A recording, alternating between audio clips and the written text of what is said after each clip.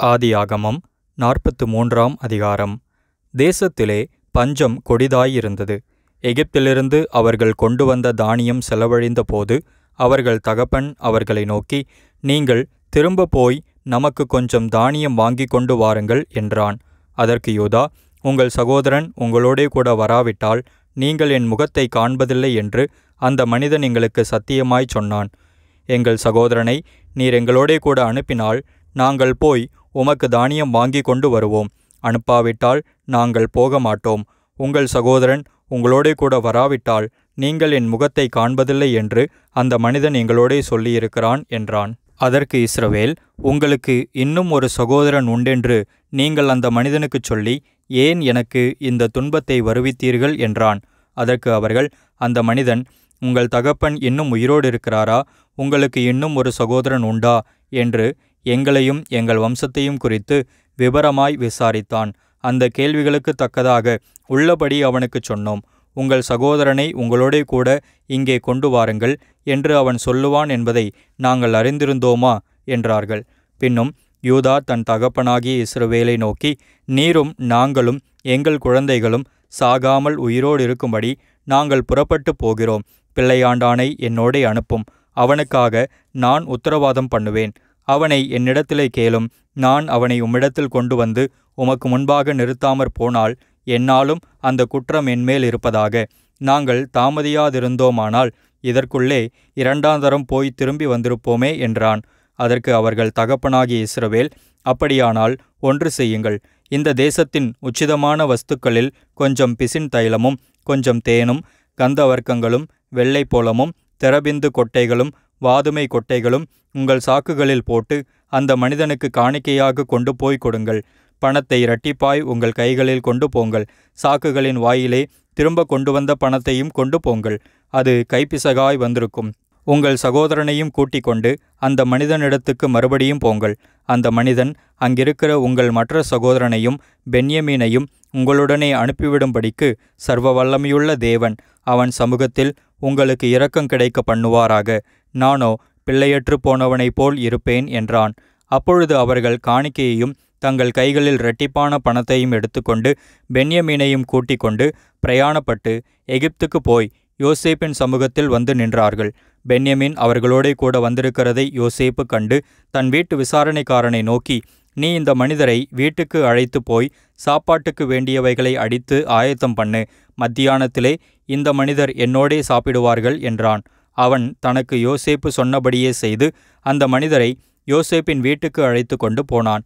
தாங்கள் யோசேப்பின் வீட்டுக்கு கொண்டு போகப்படுகிறதை அவர்கள் கண்டு பயந்து, முன்னே நம்முடைய சாக்குகளில் இருந்த பணத்து நிமித்தம் நம்மேல் குற்றம் சுமத்தி நம்மை பிடித்து சிறைகளாக்கி நம்முடைய கழுதைகளை எடுத்துக்கொள்ளும்படி நம்மை கொண்டு போகிறார்கள் என்று சொல்லி யோசேப்பின் வீட்டு விசாரணைக்காரன் அண்டையில் சேர்ந்து வீட்டு வாசற்படியிலே அவனோடே பேசி, ஆண்டவனே, நாங்கள் தானியம் கொள்ளும்படி முன்னே வந்து போனோமே. நாங்கள் தங்கும் இடத்தில் போய் எங்கள் சாக்குகளை திறந்தபோது நாங்கள் நிறுத்து கொடுத்த நிறையின்படியே அவனவன் பணம் அவனவன் சாக்கின் வாயிலே இருக்க கண்டோம். அதை நாங்கள் திரும்பவும் எங்கள் கையிலே கொண்டு வந்திருக்கிறோம். மேலும் தானியம் கொள்ளும்படி வேறே பணமும் எங்கள் கையில் கொண்டு வந்திருக்கிறோம். நாங்கள் முன் கொடுத்த பணத்தை எங்கள் சாக்குகளில் போட்டது இன்னார் என்று அறியோம் என்றார்கள். அதற்கு அவன், உங்களுக்கு சமாதானம், பயப்பட வேண்டாம். உங்கள் தேவனும் உங்கள் தகப்பனுடைய தேவனுமாயிருக்கிறவர் உங்கள் சாக்குகளில் அதை உங்களுக்கு புதையலாக கட்டளையிட்டார். நீங்கள் கொடுத்த பணம் என்னிடத்தில் வந்து சேர்ந்தது என்று சொல்லி சிமியோனை வெளியே அழைத்து வந்து அவர்களிடத்தில் விட்டான். மேலும் அந்த மனிதன் அவர்களை யோசேப்பின் வீட்டுக்குள்ளே கூட்டிக் கொண்டு போய் அவர்கள் தங்கள் கால்களை கழுவும்படி தண்ணீர் கொடுத்து அவர்களுடைய கழுதைகளுக்கு தீவனம் போட்டான். தாங்கள் அங்கே போஜனம் செய்ய போகிறதை அவர்கள் கேள்விப்பட்டபடியால் மத்தியானத்தில் யோசேப்பு வருமளவும் காணிக்கையை ஆயத்தமாய் வைத்து காத்து கொண்டிருந்தார்கள். யோசேப்பு வீட்டுக்கு வந்தபோது அவர்கள் தங்கள் கையில் இருந்த காணிக்கையை வீட்டுக்குள் அவனிடத்தில் கொண்டு போய் வைத்து தரைமட்டும் குனிந்து அவனை வணங்கினார்கள். அப்பொழுது அவன் அவர்கள் சுக செய்தியை விசாரித்து, நீங்கள் சொன்ன முதிர்வயதான உங்கள் தகப்பன் சுகமாயிருக்கிறாரா? அவர் இன்னும் உயிரோடு இருக்கிறாரா என்று அவர்களிடத்தில் விசாரித்தான். அதற்கு அவர்கள், எங்கள் தகப்பனாராகிய உமது அடியான் சுகமாயிருக்கிறார், இன்னும் உயிரோடு இருக்கிறார் என்று சொல்லி குனிந்து வணங்கினார்கள். அவன் தன் கண்களை ஏறெடுத்து தன் தாய் பெற்ற குமாரனாகிய தன் சகோதரன் பென்யமீனை கண்டு, நீங்கள் எனக்குச் சொன்ன உங்கள் இளைய சகோதரன் இவன்தானா என்று கேட்டு, மகனே, தேவன் உனக்கு கிருபை செய்ய கடவர் என்றான். யோசேப்பின் உள்ளம் தன் சகோதரனுக்காக பொங்கினபடியால் அவன் அழுகிறதற்கு இடம் தேடி துரிதமாய் அறைக்குள்ளே போய் அங்கே அழுதான். பின்பு அவன் தன் முகத்தை கழுவி வெளியே வந்து தன்னை அடக்கி கொண்டு, போஜனம் வையுங்கள் என்றான். எகிப்தியர் எபிரெயரோடே சாப்பிட மாட்டார்கள். அப்படி செய்வது எகிப்தியருக்கு அருவருப்பாயிருக்கும். ஆகையால் அவனுக்கு தனிப்படவும் அவர்களுக்கு தனிப்படவும் அவனோடே சாப்பிடுகிற எகிப்தியருக்கு தனிப்படவும் வைத்தார்கள். அவனுக்கு முன்பாக மூத்தவன் முதல் இளையவன் வரைக்கும் அவனவன் வயதின்படியே அவர்களை உட்கார வைத்தார்கள். அதற்காக அவர்கள் ஒருவரை ஒருவர் பார்த்து ஆச்சரியப்பட்டார்கள். அவன் தனக்கு முன் வைக்கப்பட்டிருந்த போஜனத்தில் அவர்களுக்கு பங்கிட்டு அனுப்பினான். அவர்கள் எல்லாருடைய பங்குகளை பார்க்கலும் பென்யமீனுடைய பங்கு 5 மடங்கு அதிகமாயிருந்தது. அவர்கள் பானம் பண்ணி அவனுடனே சந்தோஷமாய் இருந்தார்கள். ஆதியாகமம் 44ஆம் அதிகாரம். பின்பு அவன் தன் வீட்டு விசாரணைக்காரனை நோக்கி, நீ இந்த மனிதருடைய சாக்குகளை அவர்கள் ஏற்றிக்கொண்டு போகத்தக்க பாரமாய் தானியத்தினாலே நிரப்பி அவனவன் பணத்தை அவனவன் சாக்கின் வாயிலே போட்டு, இளையவனுடைய சாக்கின் வாயிலே வெள்ளி பாத்திரமாகிய என் பான பாத்திரத்தையும் தானியத்துக்கு அவன் கொடுத்த பணத்தையும் போடு என்று கட்டளையிட்டான். யோசேப்பு சொன்னபடியே அவன் செய்தான். அதிகாலையிலே அந்த மனிதர்கள் தங்கள் கழுதைகளை ஓட்டிக்கொண்டு போகும்படி அனுப்பிவிடப்பட்டார்கள். அவர்கள் பட்டணத்தை விட்டு புறப்பட்டு வெகு தூரம் போவதற்கு முன்னே யோசேப்பு தன் வீட்டு விசாரணைக்காரனை நோக்கி, நீ புறப்பட்டு போய் அந்த மனிதரை பின்தொடர்ந்து அவர்களை பிடித்து, நீங்கள் நன்மைக்கு தீமை செய்தது என்ன? அது என் எஜமான் பானம் பண்ணுகிற பாத்திரம் அல்லவா? அது போன வகை ஞான திருஷ்டியால் அவருக்கு தெரியாதா? நீங்கள் செய்தது தகாத காரியம் என்று அவர்களோடே சொல் என்றான். அவன் அவர்களை தொடர்ந்து பிடித்து தன்னிடத்தில் சொல்லியிருந்த வார்த்தைகளை அவர்களுக்குச் சொன்னான். அதற்கு அவர்கள், எங்கள் ஆண்டவன் இப்படிப்பட்ட வார்த்தைகளை சொல்லுகிறது என்ன? இப்படிப்பட்ட காரியத்துக்கும் உம்முடைய அடியாராகிய எங்களுக்கும் வெகு தூரம். எங்கள் சாக்குகளின் வாயிலே நாங்கள் கண்ட பணத்தை கானான் தேசத்திலிருந்து திரும்ப உம்மிடத்துக்கு கொண்டு வந்தோமே. நாங்கள் உம்முடைய எஜமானின் வீட்டிலிருந்து வெள்ளியையாகிலும் பொன்னையாகிலும் திருடி கொண்டு போவோமா? உம்முடைய அடியாருக்குள்ளே அது எவனிடத்தில் காணப்படுமோ அவன் கொலையுண்ண கடவன். நாங்களும் எங்கள் ஆண்டவனுக்கு அடிமைகளாவோம் என்றார்கள். அதற்கு அவன், நீங்கள் சொன்னபடியே ஆகட்டும். எவனிடத்தில் அது காணப்படுமோ அவன் எனக்கு அடிமையாவான். நீங்கள் குற்றமற்றிருப்பீர்கள் என்றான். அப்பொழுது அவர்கள் துரிதமாய் அவனவன் தன் தன் சாக்கை தரையிலே இறக்கி தங்கள் சாக்குகளை திறந்து வைத்தார்கள். மூத்தவன் சாக்கு முதல் இளையவன் சாக்கு மட்டும் அவன் சோதிக்கும்போது அந்த பாத்திரம் பென்யமீனுடைய சாக்கிலே கண்டுபிடிக்கப்பட்டது. அப்பொழுது அவர்கள் தங்கள் வஸ்திரங்களை கிழித்து கொண்டு அவனவன் கழுதையின் மேல் பொதியை ஏற்றிக்கொண்டு பட்டணத்திற்கு திரும்பினார்கள். யூதாவும் அவன் சகோதரரும் யோசேப்பின் வீட்டுக்கு போனார்கள். யோசேப்பு அதுவரையும் அங்கே இருந்தான். அவனுக்கு முன்பாக தரையிலே விழுந்தார்கள். யோசேப்பு அவர்களை நோக்கி, நீங்கள் என்ன காரியம் செய்தீர்கள்? என்னை போலொத்த மனிதனுக்கு ஞான திருஷ்டியினால் காரியம் தெரியவரும் என்று அறியாமற் போனீர்களா என்றான். அதற்கு யூதா, என் ஆண்டவனாகி உம்மிடத்தில் நாங்கள் என்ன சொல்லுவோம்? என்னத்தை பேசுவோம்? எதினாலே எங்கள் நீதியை விளங்க பண்ணுவோம்? உம்முடைய அடியாரின் அக்கிரமத்தை தேவன் விளங்க பண்ணினார். பாத்திரத்தை வைத்திருக்கிறவனும் நாங்களும் என் ஆண்டவனுக்கு அடிமைகள் என்றான். அதற்கு அவன், அப்படிப்பட்ட செய்கை எனக்கு தூரமாயிருப்பதாக. எவன் வசத்தில் பாத்திரம் கண்டுபிடிக்கப்பட்டதோ அவனே எனக்கு அடிமையாயிருப்பான். நீங்களோ சமாதானத்தோடே உங்கள் தகப்பனிடத்துக்கு போங்கள் என்றான். அப்பொழுது யூதா அவன் அண்டையிலே சேர்ந்து, ஆ என் ஆண்டவனே, உமது அடியேன் உம்முடைய செவிகள் கேட்க ஒரு வார்த்தை சொல்லுகிறேன், கேட்பீராக. அடியேன் மேல் உமது கோபம் மூளாதிருப்பதாக. நீர் பார்வோனுக்கு ஒப்பாயிருக்கிறீர். உங்களுக்கு தகப்பனாவது சகோதரனாவது உண்டா என்று என் ஆண்டவன் உம்முடைய அடியாரிடத்தில் கேட்டீர். அதற்கு நாங்கள், எங்களுக்கு முதிர் வயதுள்ள தகப்பனாரும் அவருக்கு முதிர் வயதிலே பிறந்த ஒரு இளைஞனும் உண்டு என்றும் அவனுடைய தமையன் இறந்து போனான் என்றும் அவன் ஒருவன் மாத்திரமே அவனை பெற்ற தாயாருக்கு இருப்பதினால் தகப்பனார் அவன் மேல் பட்சமாயிருக்கிறார் என்றும் என் ஆண்டவனுக்குச் சொன்னோம். அப்பொழுது நீர், அவனை என்னிடத்துக்கு கொண்டு வாருங்கள், என் கண்களினால் அவனை பார்க்க வேண்டும் என்று உமது அடியாருக்குச் சொன்னீர். நாங்கள் ஆண்டவனை நோக்கி, அந்த இளைஞன் தன் தகப்பனை விட்டு பிரியக்கூடாது, பிரிந்தால் அவர் இறந்து போவார் என்று சொன்னோம். அதற்கு நீர், உங்கள் இளைய சகோதரனை கொண்டு வராவிட்டால் நீங்கள் இனி என் முகத்தை காண்பதில்லை என்று உமது அடியாருக்குச் சொன்னீர். நாங்கள் உமது அடியானாகிய என் தகப்பனாரிடத்துக்கு போனபோது என் ஆண்டவனுடைய வார்த்தைகளை அவருக்கு அறிவித்தோம். எங்கள் தகப்பனார் எங்களை நோக்கி, நீங்கள் திரும்பி போய் நமக்கு கொஞ்சம் தானியம் கொள்ளுங்கள் என்று சொன்னார். அதற்கு நாங்கள் போகக்கூடாது, எங்கள் இளைய சகோதரன் எங்களோடே வந்தால் போவோம், எங்கள் இளைய சகோதரன் எங்களோடே வராவிட்டால் நாங்கள் அந்த புருஷனுடைய முகத்தை காணக்கூடாது என்றோம். அப்பொழுது உம்முடைய அடியானாகி என் தகப்பனார், என் மனைவி எனக்கு 2 பிள்ளைகளை பெற்றாள், அவர்களில் ஒருவன் என்னிடத்திலிருந்து போய்விட்டான், அவன் பீருண்டு போயிருப்பான் என்றிருந்தேன், இதுவரைக்கும் அவனை காணாதிருக்கிறேன். இதெல்லாம் நீங்கள் அறிந்திருக்கிறீர்கள். நீங்கள் இவனையும் என்னை விட்டு பிரித்து அழைத்து போகும் இடத்தில் இவனுக்கு மோசம் நேரிட்டால் என் நரைமயிரை வியாகுலத்தோடே பாதாளத்தில் இறங்க பண்ணுவீர்கள் என்றார். ஆகையால் இளையவனை விட்டு நான் என் தகப்பனாகிய உமது அடியானிடத்துக்கு போனால் அவருடைய ஜீவன் இவனுடைய ஜீவனோடே ஒன்றாய் இணைக்கப்பட்டிருக்கிறபடியினால் அவர் இளையவன் வரவில்லை என்று அறிந்த மாத்திரத்தில் இறந்து போவார். இப்படி உமது அடியாராகிய நாங்கள் உமது அடியானாகிய எங்கள் தகப்பனுடைய நரைமயிரை வியாகுலத்துடனே பாதாளத்தில் இறங்க பண்ணுவோம். இந்த இளையவனுக்காக உமது அடியானாகிய நான் என் தகப்பனுக்கு உத்தரவாதி.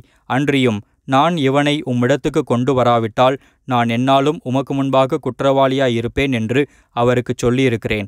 இப்படி இருக்க இளையவன் தன் சகோதரரோடே கூட போக விடும்படி மன்றாடுகிறேன். உம்முடைய அடியானாகிய நான் இளையவனுக்கு பதிலாக இங்கே என் ஆண்டவனுக்கு அடிமையாயிருக்கிறேன். இளையவனை விட்டு எப்படி என் தகப்பனிடத்துக்கு போவேன்? போனால் என் தகப்பனுக்கு நேரிடும் தீங்கை நான் எப்படி காண்பேன் என்றான். ஆதியாகமம் 45ஆம் அதிகாரம்.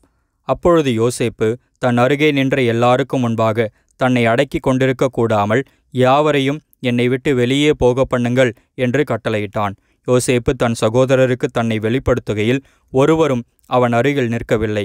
அவன் சத்தமிட்டு அழுதான். அதை எகிப்தியர் கேட்டார்கள், பார்வோனின் வீட்டாரும் கேட்டார்கள். யோசேப்பு தன் சகோதரரை பார்த்து, நான் யோசேப்பு, என் தகப்பனார் இன்னும் உயிரோடு இருக்கிறாரா என்றான். அவனுடைய சகோதரர் அவனுக்கு முன்பாக கலக்கமுற்றிருந்ததினாலே அவனுக்கு உத்தரம் சொல்லக்கூடாமல் இருந்தார்கள். அப்பொழுது யோசேப்பு தன் சகோதரரை நோக்கி, என் கிட்ட வாருங்கள் என்றான். அவர்கள் கிட்ட போனார்கள். அப்பொழுது அவன், நீங்கள் எகிப்துக்கு போகிறவர்களிடத்தில் விற்றுப்போட்ட உங்கள் சகோதரனாகிய யோசேப்பு நான்தான். என்னை இவ்விடத்தில் வரும்படி விற்று போட்டதினால் நீங்கள் சஞ்சலப்பட வேண்டாம், அது உங்களுக்கு விசனமாயிருக்கவும் வேண்டாம். ஜீவரட்சணை செய்யும்படிக்கு தேவன் என்னை உங்களுக்கு முன்னே அனுப்பினார். தேசத்தில் இப்பொழுது 2 வருஷமாக பஞ்சம் உண்டாயிருக்கிறது. இன்னும் 5 வருஷம் உழவும் அறுப்பும் இல்லாமல் பஞ்சம் இருக்கும். பூமியிலே உங்கள் வம்சம் ஒழியாமல் இருக்க உங்களை ஆதரிக்கிறதற்காகவும் பெரிய இரட்சிப்பினால் உங்களை உயிரோடே காப்பதற்காகவும் தேவன் என்னை உங்களுக்கு முன்னமே அனுப்பினார். ஆதலால் நீங்கள் அல்ல, தேவனே என்னை இவ்விடத்துக்கு அனுப்பி என்னை பார்வோனுக்கு தகப்பனாகவும் அவர் குடும்பம் அனைத்திற்கும் கர்த்தனாகவும் எகிப்து தேசம் முழுதுக்கும் அதிபதியாகவும் வைத்தார். நீங்கள் சீக்கிரமாய் என் தகப்பனிடத்தில் போய், தேவன் என்னை எகிப்து தேசம் முழுதுக்கும் அதிபதியாக வைத்தார், என்னிடத்தில் வாரும், தாமதிக்க வேண்டாம். நீரும் உம்முடைய பிள்ளைகளும் அவர்களுடைய பிள்ளைகளும் உம்முடைய ஆடு மாடுகளும் உமக்கு உண்டாயிருக்கிற யாவற்றோடும் கோசேன் நாட்டில் வாசம் பண்ணி என் சமீபத்தில் இருக்கலாம். உமக்கும் உம்முடைய குடும்பத்தாருக்கும் உமக்கு இருக்கிற யாவற்றிற்கும் வறுமை வராதபடிக்கு அங்கே உம்மை பராமரிப்பேன். இன்னும் 5 வருஷம் பஞ்சம் இருக்கும் என்று உம்முடைய குமாரனாகிய யோசேப்பு சொல்லச் சொன்னான் என்று சொல்லுங்கள். இதோ உங்களோடே பேசுகிற வாய் என் வாய்தான் என்பதை உங்கள் கண்களும் என் தம்பியாகிய பென்யமீனின் கண்களும் காண்கிறதே. எகிப்திலே எனக்கு உண்டாயிருக்கிற சகல மகிமையையும் நீங்கள் கண்ட யாவையும் என் தகப்பனுக்கு அறிவித்து அவர் சீக்கிரமாய் இவ்விடத்துக்கு வரும்படி செய்யுங்கள் என்று சொல்லி தன் தம்பியாகிய பென்யமீனின் கழுத்தை கட்டிக்கொண்டு அழுதான். பென்யமீனும் அவன் கழுத்தை கட்டிக்கொண்டு அழுதான். பின்பு தன் சகோதரர் யாவரையும் முத்தஞ்செய்து அவர்களையும் கட்டிக்கொண்டு அழுதான். அதற்கு பின் அவன் சகோதரர் அவனோடே சம்பாஷித்தார்கள். யோசேப்பின் சகோதரர் வந்தார்கள் என்கிற சமாச்சாரம் பார்வோன் அரண்மனையில் பிரசித்தமான போது பார்வோனும் அவனுடைய ஊழியக்காரரும் சந்தோஷமடைந்தார்கள். பார்வோன் யோசேப்பை நோக்கி, நீ உன் சகோதரரோடே சொல்ல வேண்டியது என்னவென்றால், உங்கள் கழுதைகளின் மேல் பொதியேற்றி கொண்டு புறப்பட்டு கானான் தேசத்துக்கு போய் உங்கள் தகப்பனையும் உங்கள் குடும்பத்தாரையும் கூட்டிக் கொண்டு என்னிடத்தில் வாருங்கள். நான் உங்களுக்கு எகிப்து தேசத்தின் நன்மையை தருவேன். தேசத்தின் கொழுமையை சாப்பிடுவீர்கள். நீங்கள் உங்கள் குழந்தைகளுக்காகவும் உங்கள் மனைவிகளுக்காகவும் வண்டிகளை எகிப்து தேசத்திலிருந்து கொண்டு போய் அவர்களையும் உங்கள் தகப்பனுடனே ஏற்றி கொண்டு வாருங்கள். உங்கள் தட்டு முட்டுகளை குறித்து கவலைப்பட வேண்டாம். எகிப்து தேசம் எங்குமுள்ள நன்மை உங்களுடையதாயிருக்கும் என்று சொல்லச் சொல்லி உனக்கு நான் இட்ட கட்டளைப்படியே செய் என்றான். இஸ்ரவேலின் குமாரர் அப்படியே செய்தார்கள். யோசேப்பு பார்வோனுடைய கட்டளையின்படியே அவர்களுக்கு வண்டிகளை கொடுத்ததுமன்றி வழிக்கு ஆகாரத்தையும் அவர்களில் ஒவ்வொருவனுக்கும் மாற்று வஸ்திரங்களையும் கொடுத்தான். பென்யமீனுக்கோ 300 வெள்ளிக்காசையும் 5 மாற்று வஸ்திரங்களையும் கொடுத்தான். அப்படியே தன் தகப்பனுக்கு 10 கழுதைகளின் மேல் எகிப்தின் உச்சிதமான பதார்த்தங்களும் 10 கோழிகை கழுதைகளின் மேல் தன் தகப்பனுக்காக வழிக்கு தானியமும் அப்பமும் மற்ற தின்பண்டங்களும் ஏற்றி அனுப்பினான். மேலும், நீங்கள் போகும் வழியிலே சண்டை பண்ணி கொள்ளாதிருங்கள் என்று அவன் தன் சகோதரருக்குச் சொல்லி அனுப்பினான். அவர்கள் புறப்பட்டு போனார்கள். அவர்கள் எகிப்திலிருந்து போய் கானான் தேசத்திலே தங்கள் தகப்பனாகிய யாக்கோபினிடத்தில் வந்து, யோசேப்பு உயிரோடிருக்கிறான், அவன் எகிப்து தேசத்துக்கெல்லாம் அதிபதியாயிருக்கிறான் என்று அவனுக்கு அறிவித்தார்கள். அவன் இருதயம் மூர்ச்சையடைந்தது. அவன் அவர்களை நம்பவில்லை. அவர்கள் யோசேப்பு தங்களுடனே சொன்ன வார்த்தைகள் யாவையும் அவனுக்கு சொன்னபோதும், தன்னை ஏற்றிக்கொண்டு போகும்படி யோசேப்பு அனுப்பின வண்டிகளை அவன் கண்டபோதும் அவர்களுடைய தகப்பனாகிய யாக்கோபின் ஆவி உயிர்த்தது. அப்பொழுது இஸ்ரவேல், என் குமாரனாகிய யோசேப்பு இன்னும் உயிரோடு இருக்கிறானே, இது போதும், நான் மரணமடையும் முன்னே போய் அவனை பார்ப்பேன் என்றான்.